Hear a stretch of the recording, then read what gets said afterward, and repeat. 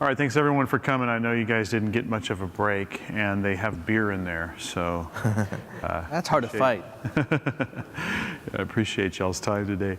So this is Infrastructure as Code, and we're going to show you how to deploy an enterprise Kubernetes cluster in Oracle Cloud infrastructure with Terraform. And we're in Los Angeles today.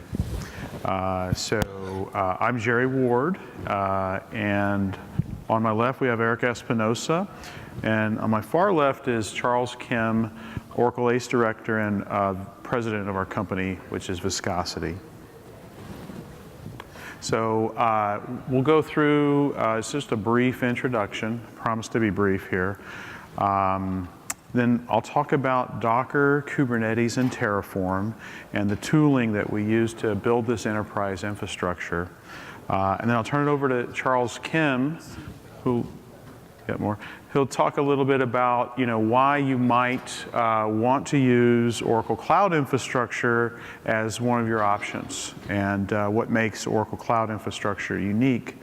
And then we'll go into a demo that Eric built for us, where he's going to deploy a Kubernetes cluster onto the Oracle Cloud in probably 5 or 6 minutes. And do some testing, and he'll show you a real live microservices application. And that's really why you guys came here. So we'll take some questions, and at the very end, we'll be giving away a book, and this is a blatant bribe for you to stay till the end. So a little bit about me. I'm from Austin, Texas. I'm an engineer and developer. I started back in the 90s with C, C++. I was one of the first folks on my company to use Java, Perl, Python, and I do a lot of JavaScript nowadays. But I also started using Oracle way back in the day, so I've been around for a while.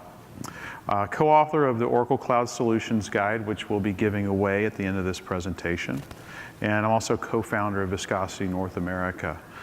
I'm a private pilot, and also, if you have time to talk, we have a booth in the exhibit hall. I'd love to talk to you about the boondoggle that my wife and I started, which is a vineyard in Argentina that also runs Oracle, but that's a long story.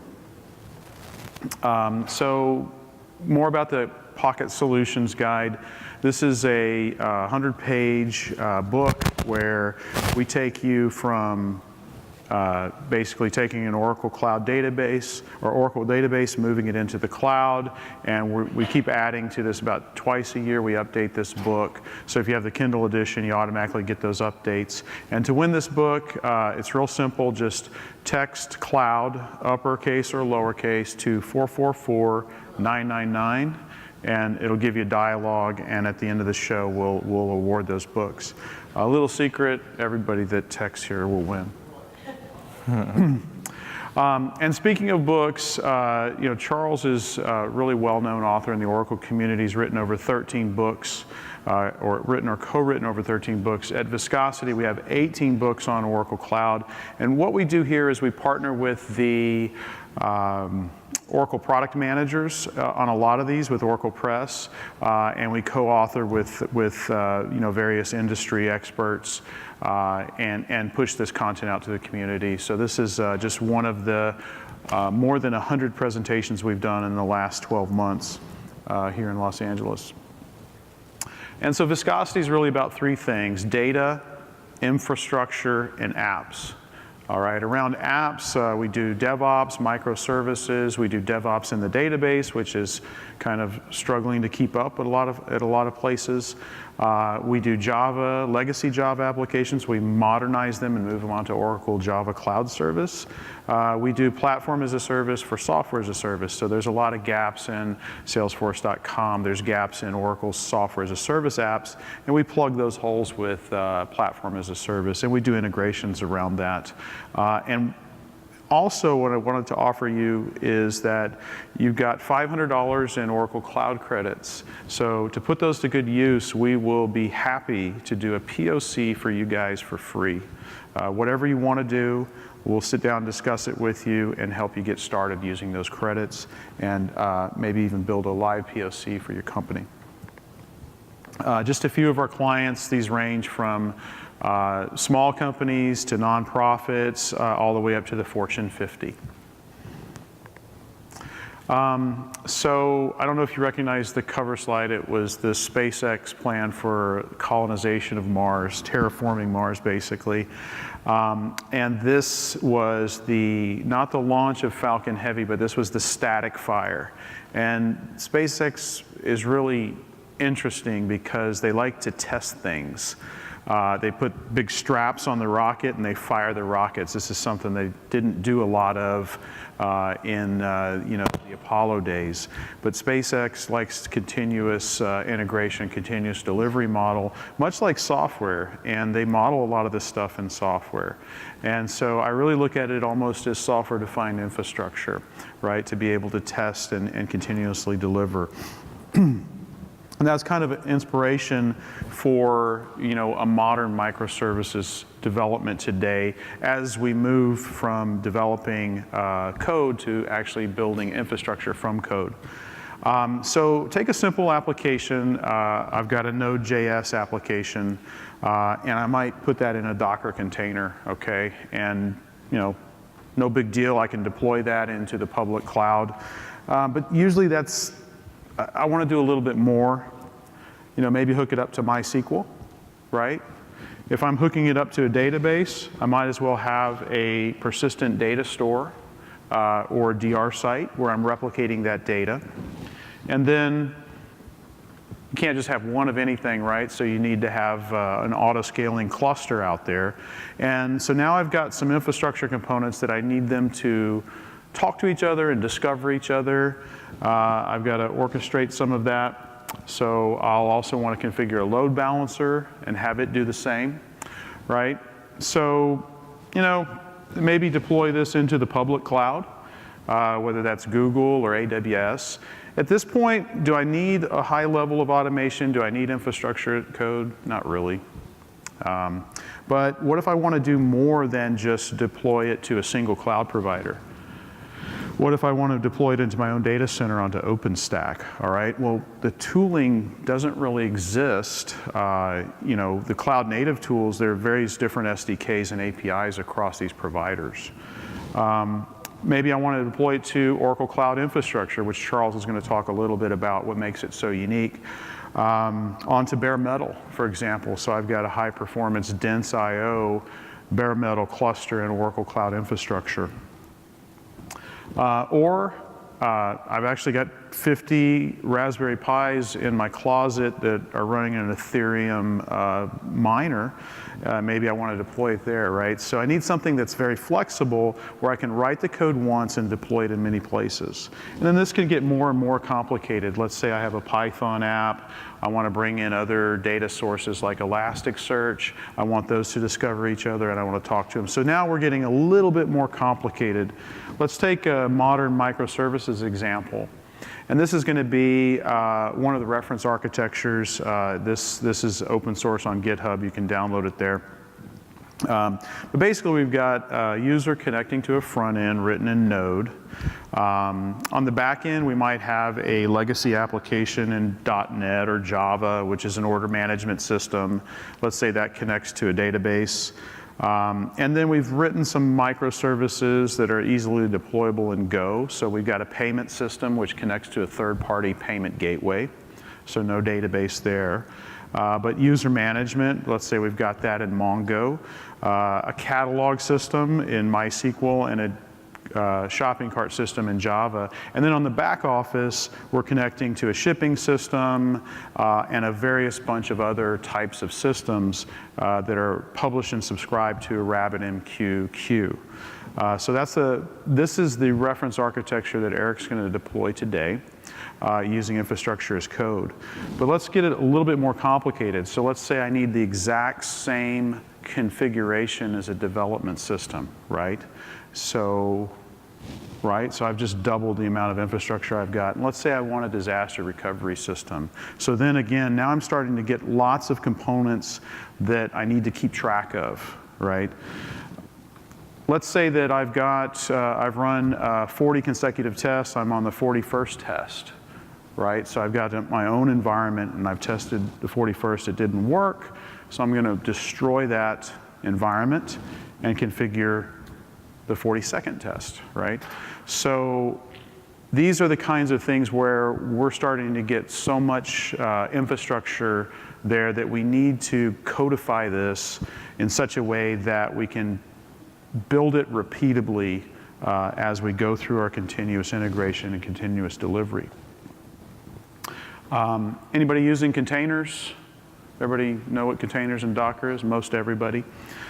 So just briefly on containers, on the left we've got a virtual machine, and on the right we've got containers. So with the virtual machine, the guest OS has everything. So if you multiply this infrastructure, if you have your binaries and your libraries deployed to the guest OS, it's going to hold everything. And when you have multiple VMs, you're going to basically repeat this infrastructure everywhere you go, versus containerization is much lighter weight.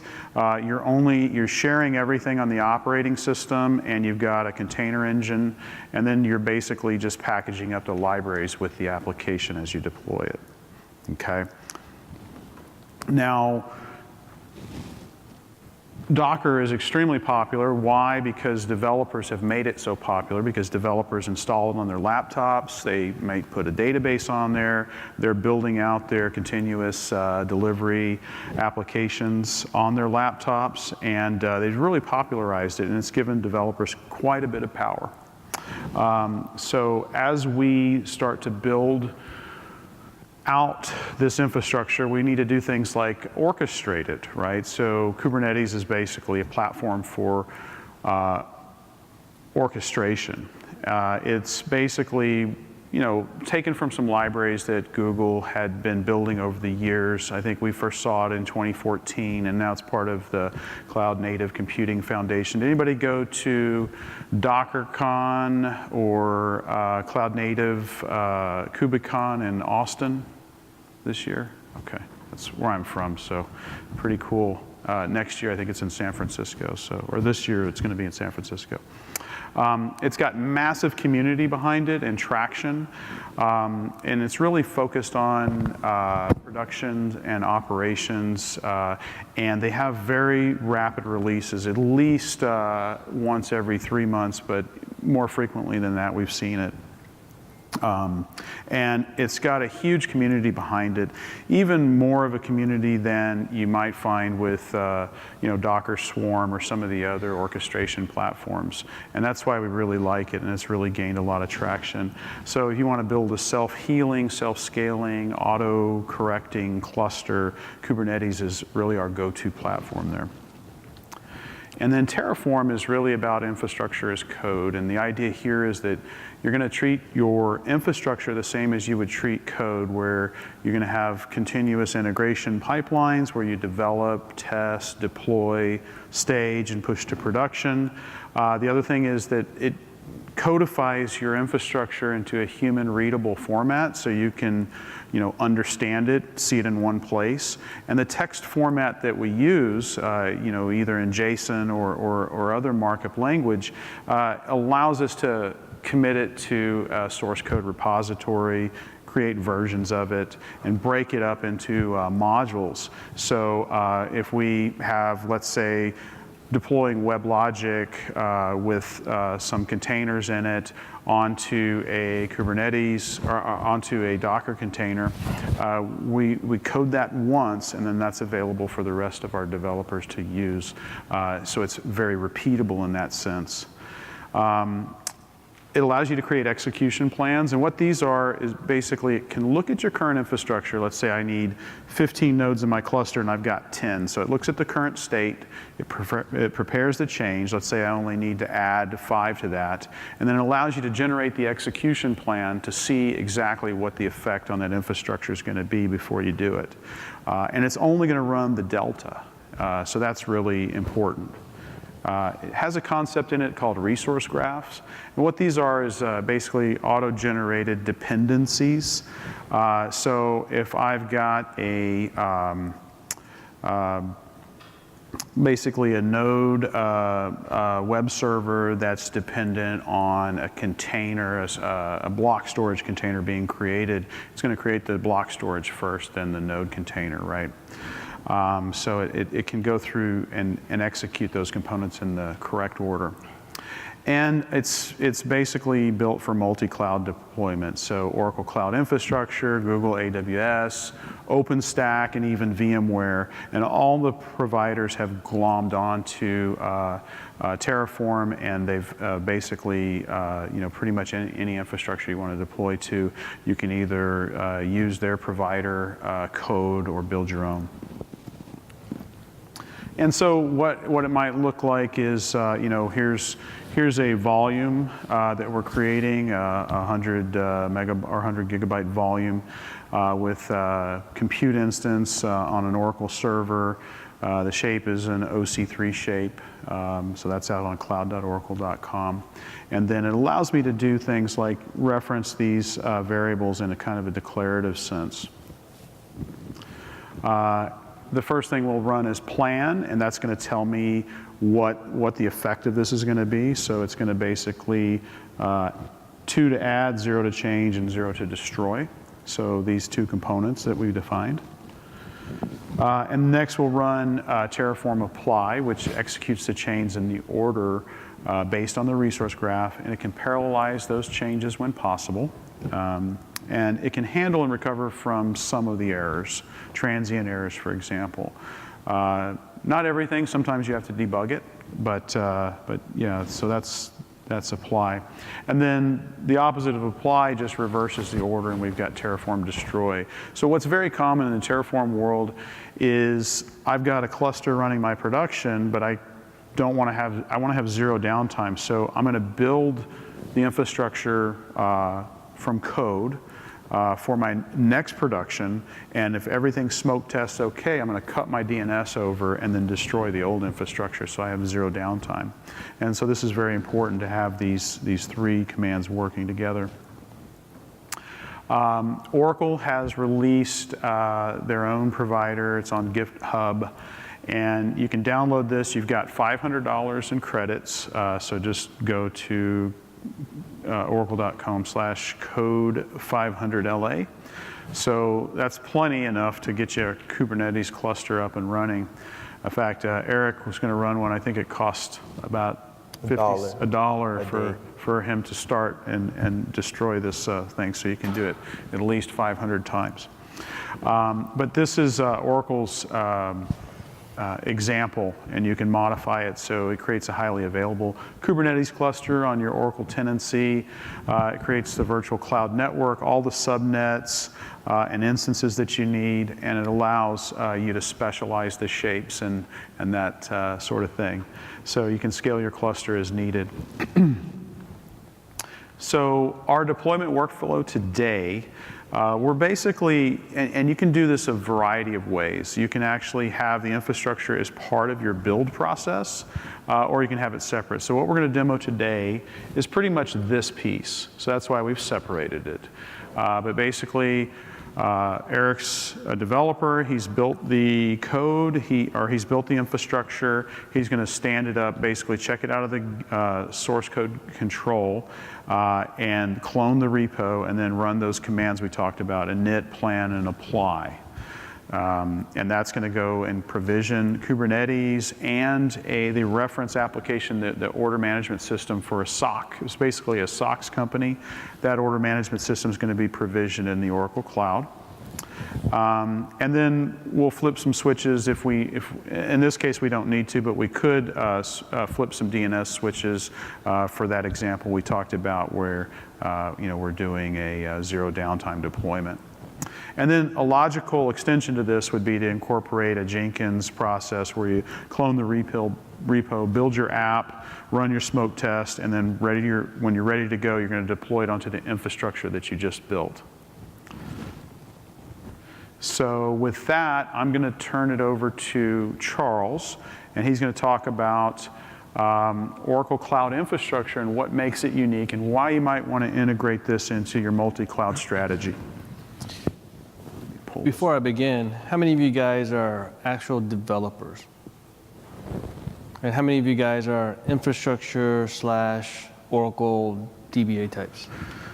I was actually surprised because I got stopped by in the audience, and we're talking about this particular presentation, and they were asking me about 18C, Oracle Cloud, and why would I want, as a DBA, want to move my databases and applications to Oracle Cloud, right? And so, but the thing is that there's our jobs evolve over time.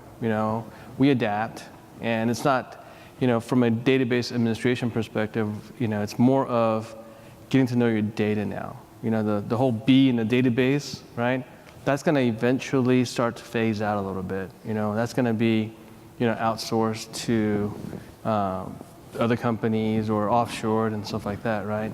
And as we continue to work in this space, Switch back to this one. Can you switch to this one? First computer. Sorry. Thank you. Oh. Yeah, and so as we continue to work in this space, right, our jobs are going to actually evolve, and it's going to be more about data analytics, right, and doing data analysis, being a development DBA, data modeling, right, and now it's going to be even learning things like this technology, right. We may not be the guys who are developing, the code to do DevOps, but the more we know, the better we can service the business. It's going to be about how do we work together with the business. A little bit about myself. I've been doing Oracle since '91, and written quite a bit of books. And one of the books that we actually authored together with Jerry is on Oracle Cloud. And we are going to add DevOps chapters to the book. So if you're interested, let us know.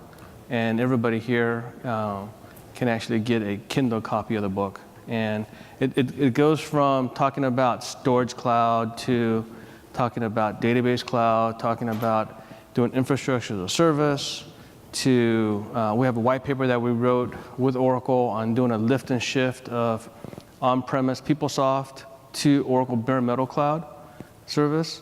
And we're going to add a chapter on how to do it with EBS. And we're adding chapters for the IOUG conference, Collaborate conference. That's going to happen in April in Vegas. So for that one, we're going to add chapters on Exadata Cloud. And lastly, we're going to add a chapter on universal credits. And so it's going to actually be called Demystifying Universal Credits, because Oracle changed how we license in Oracle Cloud at the end of last year. So for those who are new to Oracle Cloud, how many of you guys have looked at Oracle Cloud? Okay, cool. That's good to know. So a lot of the people who looked at Oracle Cloud 2-3 years ago, right, didn't like it as much.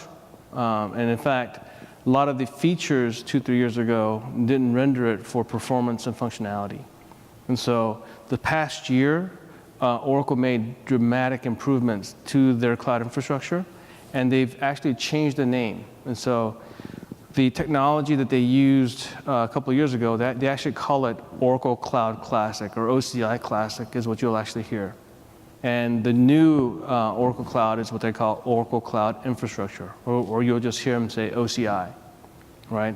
And so now we're talking about a brand new technology, and the reason why it's relevant is every year, as an Oracle ACE director, there's about 100 of us in the world, and we actually get to go to Oracle headquarters before OpenWorld, and we get to meet with all the product management. And a few years ago when we met, 2 years ago, right, it was the same group of product management guys that we knew who developed OEM, who developed other products at Oracle. They were the product managers for Oracle Cloud, right? And so that's why, we didn't see the big advancements that we expected, right? Last year when I went, however, it was a complete new set of faces. And so what Oracle did was they hired the best of Amazon, they hired the best from Azure, and even Google. And they basically wrote them a blanket check and told them, what can you do to make our cloud better? And how would you architect it if you were to redo your entire infrastructure all over again in Amazon? And that's what we want you to do for Oracle Cloud. right? And so that's why, after a couple of years, right,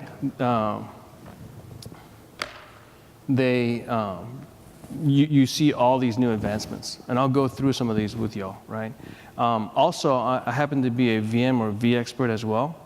And most companies out there run VMware, right? And a couple of years ago also, Oracle bought a company called Revelo. And what Revelo does is that it does a lift and shift of VMware workloads to Oracle Cloud.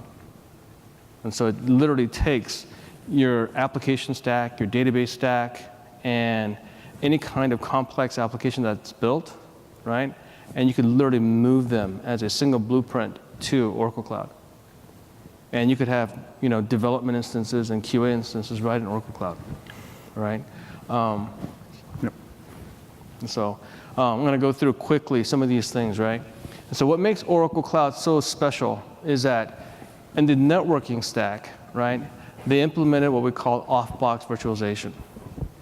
So what off-box virtualization does is that it moves the management of the networking and the actual virtual networking itself, right? It moves it out of the hypervisor and sticks it back in the network where it should be.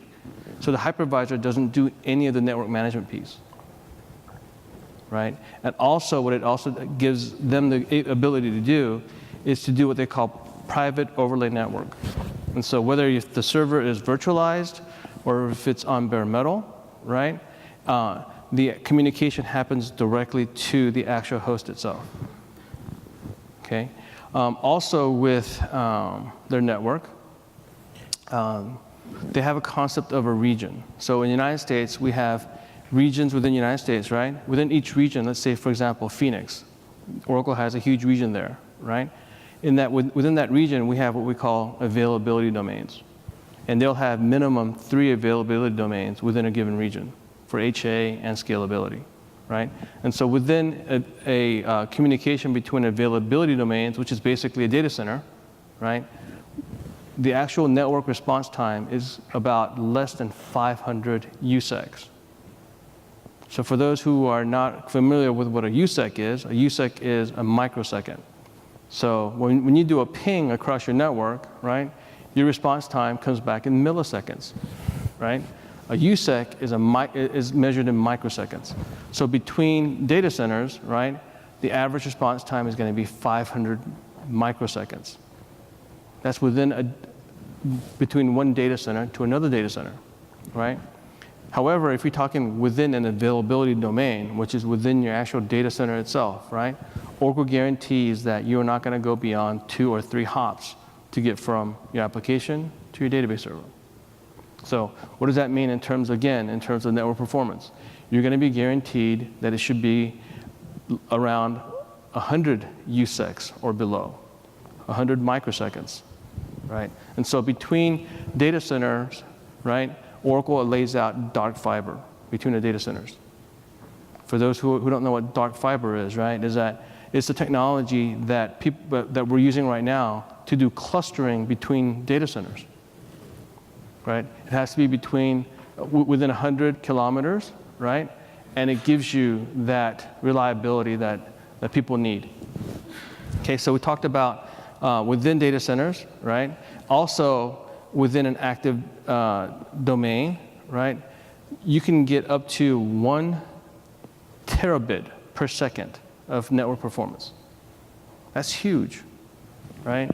And also within the actual servers within each availability domain, right? Each server has 2 network ports, right? Each network port is 25 gigabits. Today, all of your servers today will most likely be 10 gigabits, right? Oracle has already invested in 25 gigabits, 2 ports on each node. And also, all their networks are 25 gigabits also, right? 25 gigabits translates to 3.1 gigabytes per second, right? Within each host, right, you can, theoretical number is 6.25 gigabytes per second if you take 2 25 gig cards, right, and establish 50 gigabits, right, depending on how you bond your network, active, passive, or if you're peering, right? And so within Oracle also, we have 4 kinds of storage. We have your traditional storage that you guys know, all the Amazon guys know about object storage, right? So Oracle has object storage. They also have archival storage, which is in Amazon's terms, glacier storage, right? And Oracle also has our block storage, which is common across all the other cloud providers as well. Oracle also has NVMe storage for bare metal cloud. And so customers who are leveraging their lift and shift capabilities, meaning I can lift and shift my entire application and database to Oracle Cloud, right? And they need that heavy workload, right?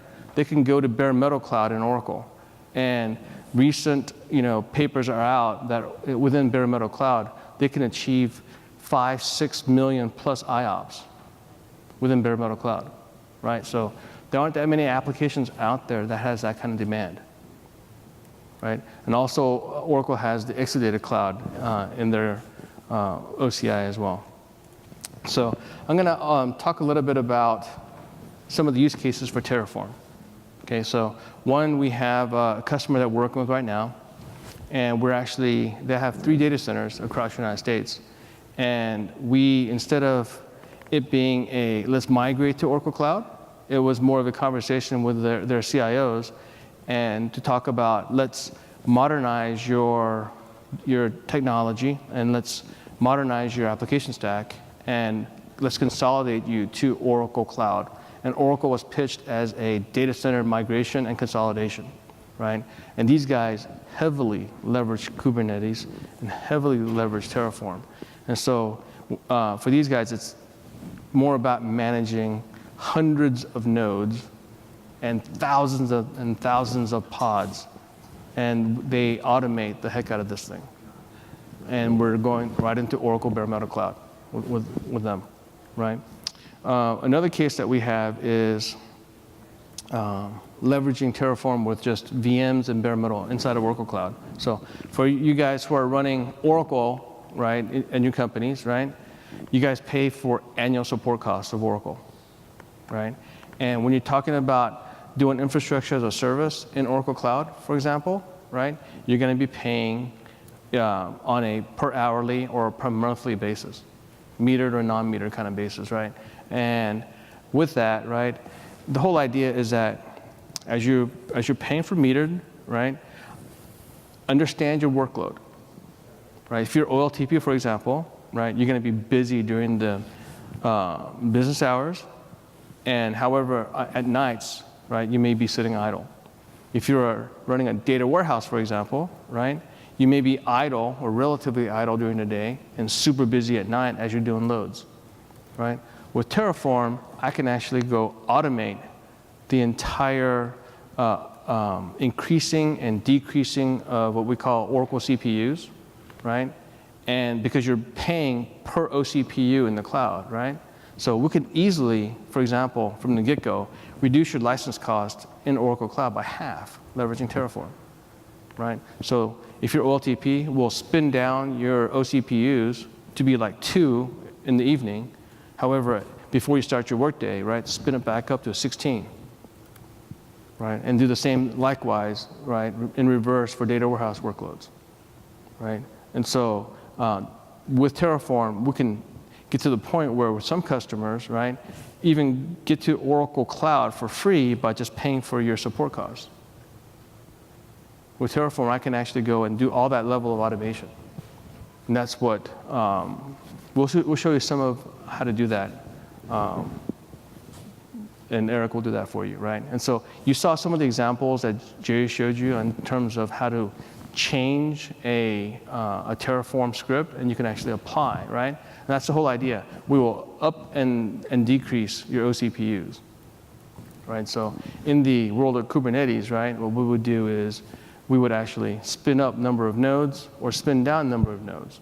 And we'll help you control your costs that way, right? With Terraform, we can scale up and scale down, and definitely from a licensing and cost perspective, right, that will actually help you with that as well. And so with that, I'll turn it over to Eric and let him give you a demo on Terraform with Kubernetes. Can we switch to computer number 2? 2.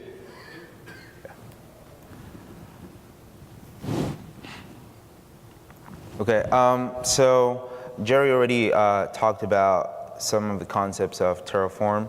I'm going to start off by showing you guys this file. This is just a configuration file that we're going to use for our demo, and it essentially lays out what are the different settings that we need to use. In this case, for Oracle OCI, we need to define the tenancy, and all of these weird IDs that you guys see here is just, those internal IDs that the Oracle Cloud used to identify different resources and objects. So the tenancy, the account itself has, an internal ID, the compartments, there's, an identifier for the user itself, and of course, in which region I want to deploy the resources that I'm about to create. I'm gonna head over real quick to the main file from the Kubernetes installer. And I'm not going to go in detail on this because it will take us a couple of hours, but essentially this is what Jerry was showing earlier, right? Here's how you define the different resources that are going to be deployed into the cloud provider. In this case, this code is for deploying into the OCI, right? We have VCNs, we have some cloud controllers, we have drivers that we will need to, for the Kubernetes cluster specifically, and we have a bunch of other components that we will need in order to make our deployment of this infrastructure into the cloud. Real quick, I'm gonna head over to the 2 repositories that are important. First of all, is the Terraform provider for OCI, and this is essentially the plugin that abstracts how to talk to the Oracle API to create the different resources, right? So this is a project that is currently supported by the Oracle developers community, and it's open source. You are welcome to check it out, and you definitely will need it in case you want to try deploying resources into OCI with Terraform. And the other component, and I think this is what's going to be most important in our demo, it's the installer itself. So what the installer is the code, the actual code that is going to be run to provision our resources. So again, you can just look it into, check it out in GitHub under the Oracle's GitHub account. So we're going to start off by invoking our Terraform command. We're going to do init.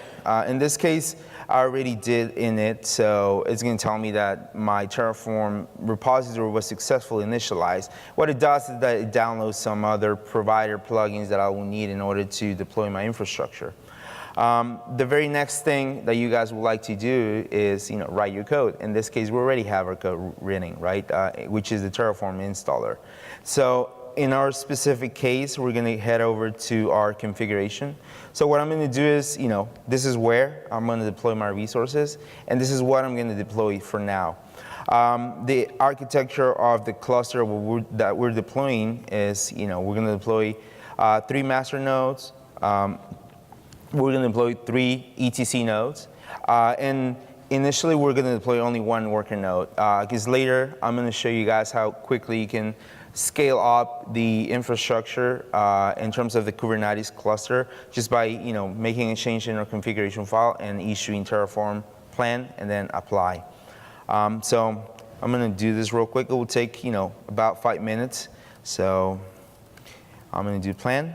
And plan is going to basically, you can see it as a compiling process. It's going to go over all my code and make sure that I'm providing the right parameters that are required and validating some other parameters, right, that the right format it's being provided. And at the end, very important, is going to tell you, hey, I'm planning to add 54 resources. What are those 54 resources? Well, it will list them for you, right? It's creating subnets. I'm just going to, highlight a couple of them here. It's creating a bunch of subnets. It's creating workers in subnets and masters in subnets. And you know, it's to me, it made my life easier because, you know, provision of VCN can get a little tricky with all the rules, the writing rules and stuff like that. And it's something that this Kubernetes installer already has built in. So you guys don't have to worry about it unless you have a very specific use case around your networking. So next thing I want to do is, you know, of course, apply. And apply is going to take the plan that I just, you know, compiled. And it's going to start creating resources. This is going to take about 5 minutes. It will ask you, hey, do you want to proceed creating these resources? I'm just going to say yes. It's going to start creating. We'll let it run for a couple minutes. In the meantime, I'm going to head over to my Oracle Infrastructure Console. As of now, you know, if you see it just popped in, my VCN, it's being provisioned. I'm going to head over to my computing section. This terminated instances are all my tests, so I'm just gonna filter by the running instances. I don't have any running instances right now because maybe hasn't gotten to that step yet. A very important thing is, you know, it's very important in OCI to keep all your resources grouped, you know, within the workflow or within the logical grouping, you know, again, that you guys need. In this case, I created a compartment for my Kubernetes, right? And I also have a compartment for my DevOps. So, you know, all the VMs, all the resources, network resources, subnets, VCNs, VNICs, they're all going to be grouped within my Kubernetes compartment. Let's check it out. Still running. Before, you know, I jump into that, I'm going to talk about, you know, and you guys saw this already from early in the presentation. This is the architecture of the microservices that we're going to deploy. At first, you know, we're going to get an empty cluster, right? It's going to be only the infrastructure, no application in it. And then we're going to deploy our microservices application into our cluster. Let's see. It's creating load balancers now, so it should be done in a couple of seconds.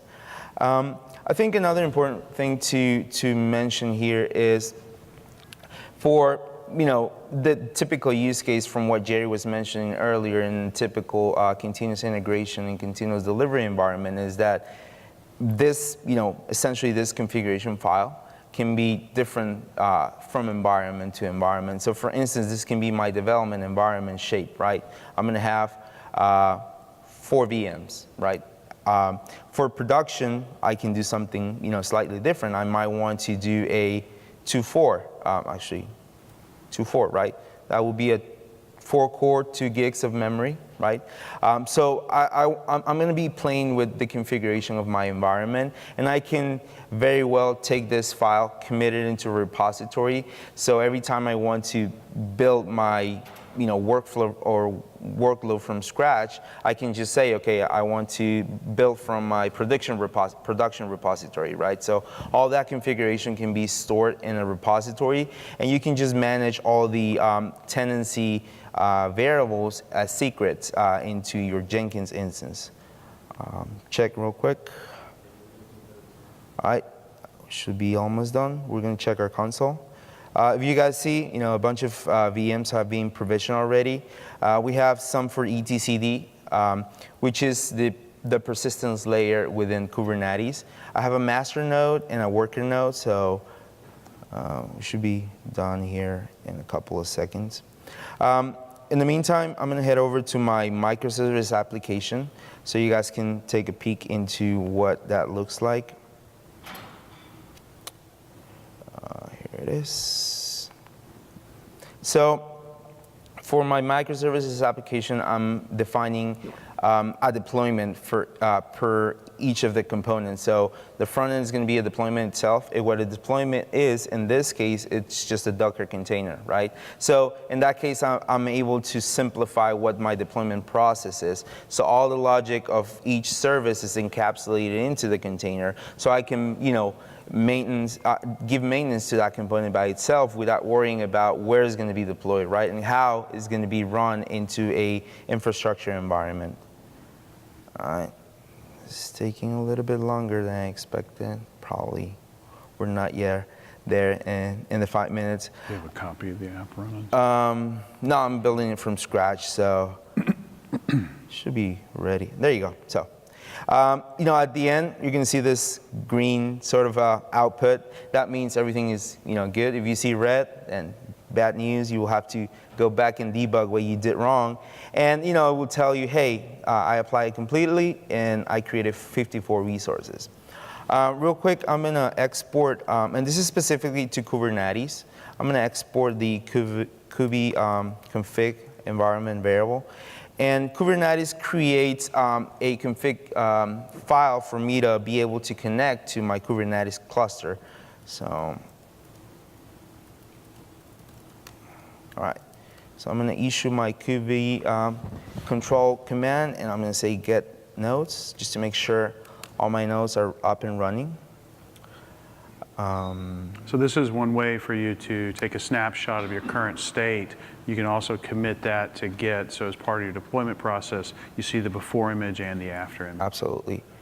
Looks like it's still finishing up the provisioning.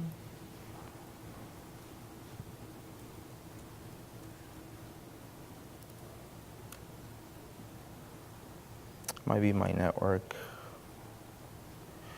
All right. I'm going to get ready over here. You need this one. What I'm doing right now, in the meantime, because the infrastructure is already in place, but the Kubernetes cluster is starting up, so it might take a couple of minutes to fully be up and running. So in the meantime, I'm going to head over to where I have my application, right? And this is what I was showing to you guys earlier. Sorry. I have my, this is just a configuration file on how my application is laid out and inside of the Kubernetes cluster. So I'm just defining deployments, and you can think of a deployment as a container image, and I'm defining services for those deployments. So what this means is, like in a Kubernetes cluster, you will have one of your services. Let's say I'm going to bring back my diagram. So let's say the front end component, right? We're going to say, okay, my front end component is going to be a deployment. And depending on the load of my system, I might want to have multiple instances of my front end deployment. So those instances are called pods inside of Kubernetes. So you can think of a pod of a single instance of your application or your component running. But on top of that, all the orchestration happens, and it's called services. So you will have a service in front of your pods, and the service is essentially going to take care of some sort of a load balancing between your different instances, right? All right. I think it's... There's nobody in this room. Yeah, let me see. There you go.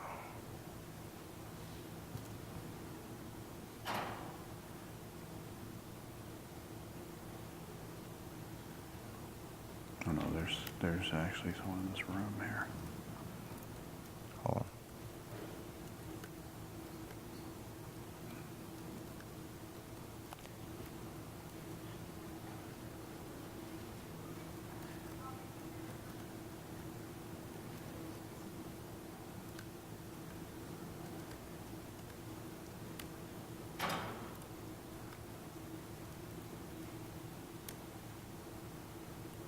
Still connecting.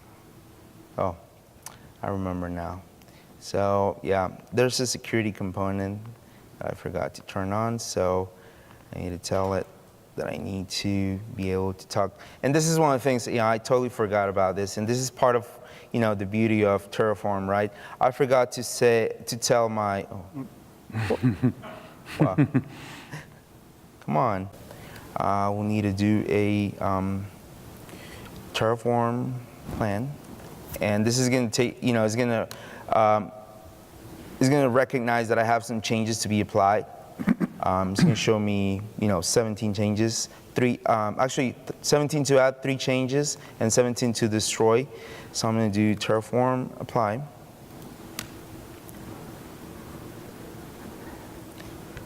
Why that number was so high? Because I have multiple subnets inside of my VCN, one for each availability zone. So that's what it's accounting for.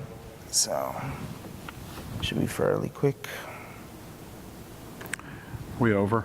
Are we over? Not yet, you are in about 5 seconds. Okay. Oh, You want to be over? sure.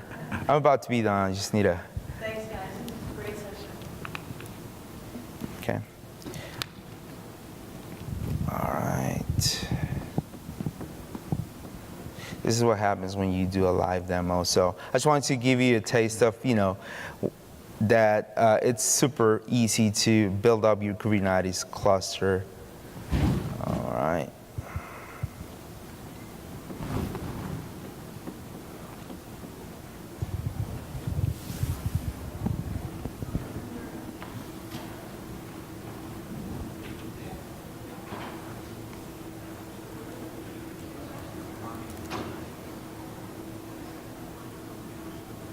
Okay, almost done. One more to go. So, again, what I'm doing right now is just opening the rules for my load balancers at the master nodes level and at the etc nodes level, so I can remotely manage my Kubernetes cluster. So, come on.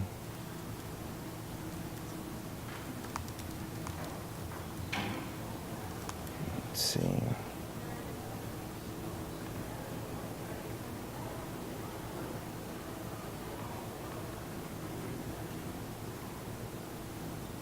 Okay, should be almost done.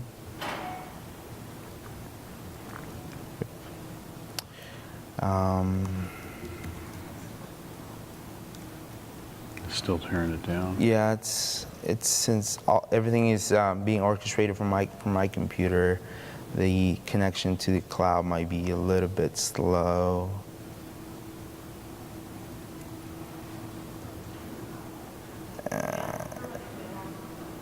Okay. Yeah, we want to wrap Okay. it up.